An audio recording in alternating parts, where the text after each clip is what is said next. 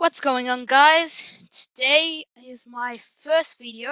I'm Alicio10 and I will be doing a YouTube Dragon Ball Z What If, and it is what if Goku had his potential unlocked by Guru. Before we start the video, I just want to say the following what if isn't very serious and the power levels will get very crazy quite quick, and this is for yours and my entertainment. So just enjoy the video and please just don't get annoyed if the power levels don't match up with what you think. So let's start off. So I'm gonna say after Goku defeats the Ginyu Force, let's say he has a little more time before Ginyu arrives and he gets his power unlocked by Elder Guru because Krillin and Gohan both convince him to. First, before we start the fight against Ginyu, we gotta calculate what is the multiplier given from the hidden potential awakening. Our best thing for this is Krillin, because he started off the saga with a power level of 1,770, and by the end, his power level is 75,000. Because humans don't have Zenkai boosts, we can assume that this increase is almost all from the awakening, meaning that it is over time at least a 42.4 times increase. I say at least because it could differ for different species. Different people might have more potential than others, and it might be more, and he could have increased it after the Namek saga. But I'm going to use this 42.4 because that's the closest we can get. So Goku is now facing off against the Ginyu with a power level of around 200,000 and rising. 200,000 and rising because if you remember, Krillin didn't get to 75,000 straight away. He was at 75,000 in the final Frieza fight.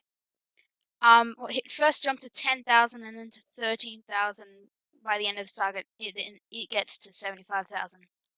So the fight starts off against Ginyu and Goku. And Ginyu is quickly outmatched, and Goku doesn't even need to use the Kaioken. So then Ginyu uses his last assault. The next goes normal. Ginyu switches bodies with Goku, and the next thing goes with normal, except Ginyu's power level will be a bit higher. His power level will be 51,150. This is because in the original story, Goku's power when Ginyu takes it goes from 90,000 to 23,000. This means that Goku's power is divided by roughly 3.91. Therefore, Krillin and Gohan may have a bit more trouble dealing with him, but I think Gohan would easily be able to fend for himself, and quickly Vegeta comes in and beats up Ginyu, albeit with a little bit more effort. This means that the same thing happens in the original, and Goku goes into the healing chamber. So the next goes to normal. Vegeta goes to sleep. The two wishes using Porunga are granted as normal. Then Vegeta wakes up and Frieza arrives. Then the next fight goes normal with Piccolo arriving and fighting Frieza, and then Frieza going to his third form and then his final form.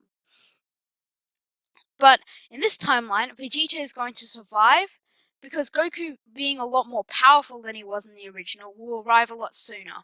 So he'll be able to get over there a lot quicker. So Goku is now facing off against Frieza, but first I want to clarify on his power. By now I'm going to say that Elder Guru's awakening of Goku's potential has fully kicked in, and his power level is 3,816,000, which is the 90,000 times the 42.4, but then that also needs to be multiplied by a Zenkai boost. So in the original, the Zenkai boost sent Goku's power from 90,000 to 3 million, and that is an increase of roughly 33.3. Well, 33 times 33.3. So with that figured out, Goku's power in this timeline is 127,072,800. So yes, comfortably above Frieza's 100% power. So Frieza is quickly outmatched by Goku. Enraged, their fight is massive, but Frieza, even at his 100%, is just getting knocked down. So Goku then beats Frieza up and knocks him to the ground, but lets him to live like he did in the original when he first went Super Saiyan. But Frieza is enraged, and so Goku can't intervene. He kills Krillin with his telekinesis as quickly as possible. Goku was unable to stop Krillin from dying, and he goes Super Saiyan. Now, because Goku thinks he's gonna think, I've already given this guy a second chance. He's just killed my best friend, and and so he's going to kill Frieza straight away. Then the next goes pretty normal with the wishes being made, but this timeline, the planet isn't being blown up, so the Namekians can have their homeworld back, and then Goku goes back with Gohan and Vegeta, and then Krillin's wished back to life, and the others are wished back to life. So now the biggest difference is that Goku, for the year before Trunks arrives, is on Earth, which will be quite important later. So a year later, Trunks arrives, but is surprised to see that Frieza isn't there, and Goku is there.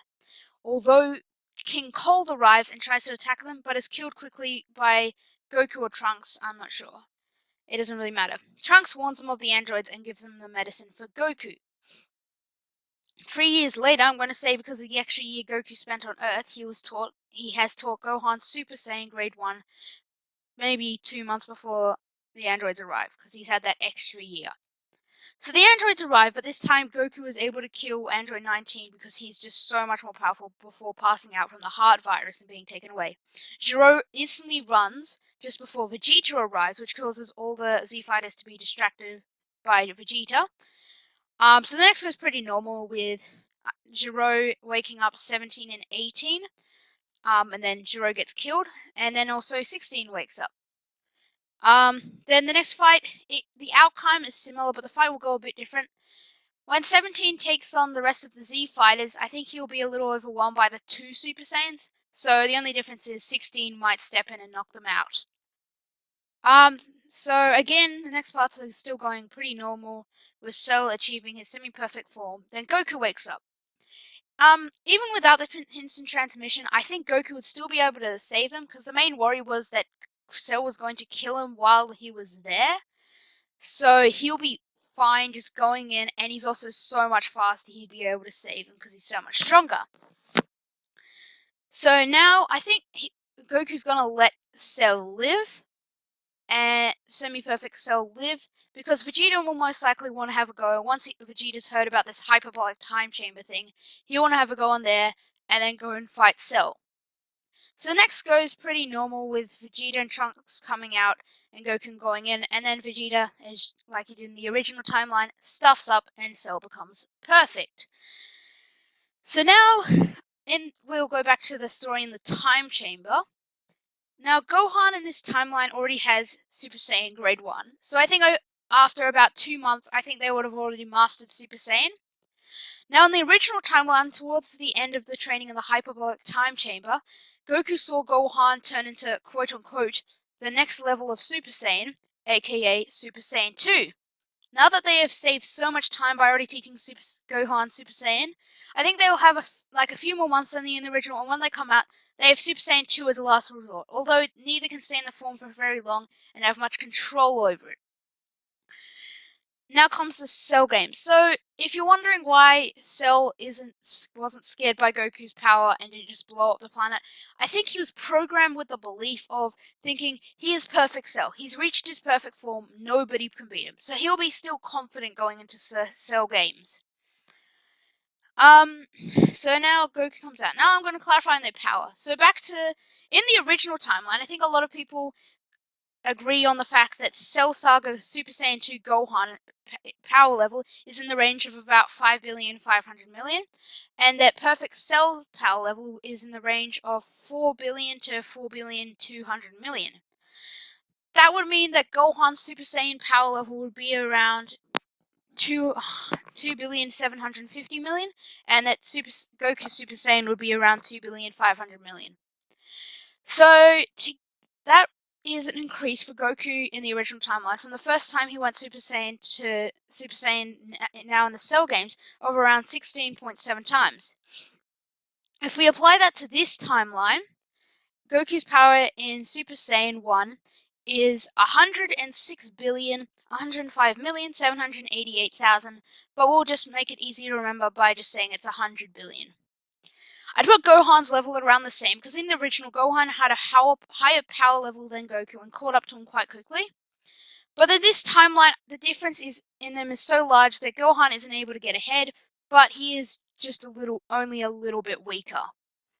So going to the fight, I think they will suppress themselves to 1%, which is 1 billion. The fight will go quite quickly. Goku quickly gets Water Cell and finishes him off at full power. His full power, it just shocks everybody, especially Vegeta. So the first thing Vegeta does, knowing Vegeta, goes and trains and to reach Mastered Super Saiyan. I think he'd do it at like 400 gravity, so he gets it within a month. And then I think he would get help, because I think by now the new Namekian Liga probably has the ability to release hidden potential. This is for plot convenience and because I like it for the story. And he gets Goku Vegeta gets Goku or one of the others to help him convince the Namek League leader to help him get his potential unlocked. So Vegeta gets his potential unlocked. And recognizing that Vegeta's power level right now after that month of training or so in the not in the time chamber, in the gravity room, would be about the same as Goku's from the original timeline, he now gets a increase from that 2.5 billion to just over 100 billion. So that's a lot higher. That's that nice 42.4%. Goku would have about the same. So Vegeta and Goku start training with each other for the next 7 years. Now, to clarify how much stronger these two rivals would have got training together in these 7 years, I'm going to say their base power levels triple. This is because they're not training for an upcoming battle, but they are rivals and they're training for the enjoyment. This brings both their base power levels to 6,360,000,000. Now, I think in about a year they would be able to reach Super Saiyan 2, since Goku already has a slight understanding of it. He can teach it to Vegeta, and out of that fulfillment from being able to train with an equal, late into the 6th year, they discover Super Saiyan 3, and have been working for just under a year, just over a year, sorry, at getting better at using the Super Saiyan 3 form. Then, Shin arrives. But before the Buu Saga kicks off, I want to just clarify on their power levels to you guys, because it's fun. Now, I read up that Super Saiyan 3 is a 4 times multiplier of Super Saiyan 2, meaning it is a 400 times multiplier on the base form. That gives Goku and Vegeta power levels of the following. Their base form, as I already said, is 6,360,000,000. Their Super Saiyan 1 is 318 billion. Their Super Saiyan 2 is 636 billion. And their Super Saiyan 3 is 2,604,000,000,000. Now, what I tend to hear a lot in the DBZ community is that Goku's Super Saiyan 3 in the original is around 24 billion. So that would mean none of the Boos would be a problem, because I think even Super Boo would be max 10 billion more than Goku's Super Saiyan 3. And Innocent Boo is around the same as Goku's Super Saiyan 3. So they would have been annihilated by Super Saiyan 1 really quickly. Now, it's been 4 years since the Majin Buu saga, and Vegeta and Goku have continued training together for the enjoyment, and they've both doubled their power. So this is their power levels before Beerus arrives. Their base forms will be 12,720,000,000. Their Super Saiyan 1 is 636 billion. Their Super Saiyan 2 is 1,272,000,000,000, and their Super Saiyan 3 is 4,504. No, sorry. Their Super Saiyan 3 is 4,548,000,000,000. So that will bring us to the end of the video before Dragon Ball Super kicks off. What do you guys think? Do you think this massive increase is their Super Saiyan 3 is on par with Super Saiyan God, or do you think Super Saiyan God is maybe even the quadrillions? Because remember, this is the Super Saiyan God just from the one that Goku got from the ritual. This isn't straight away. So what do you think? Let me know in the comments. Thanks for watching my first ever video, and goodbye.